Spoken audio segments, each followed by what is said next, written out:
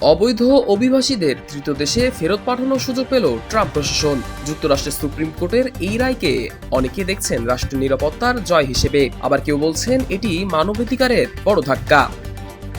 6-3 ভোটে যুক্তরাষ্ট্রের supreme court এখন অনুমতি দিয়েছে অবৈধ অভিবাসীদের নিজ দেশে নয় বরং তৃতীয় দেশে পাঠাতে পারবে প্রশাসন। ট্রাম্প প্রশাসনের যুক্তি, বেশিরভাগ অভিবাসীর দেশ তাদের ফিরে নিতে চায় না, আর এদের মধ্যে অনেকেই নাকি গুরুতর অপরাধে জড়িত।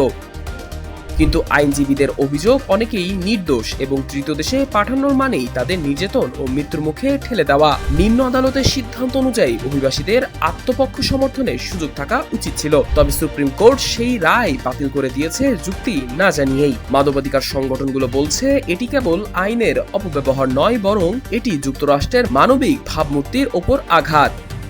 তবে ডিপার্টমেন্ট অব হোমল্যান্ড সিকিউরিটি বলছে এই রায় দেশবাসীর নিরাপত্তার জন্য এক সাফল্য। বিশ্লেষকদের মতে এই রায় শুধু অভিবাসন নীতির দৃষ্টিভঙ্গি বদলে দিচ্ছে না, বরং রাষ্ট্র বনাম মানবতা এই চিরন্তন বিতর্কের কেন্দ্রে নিয়ে আসছে।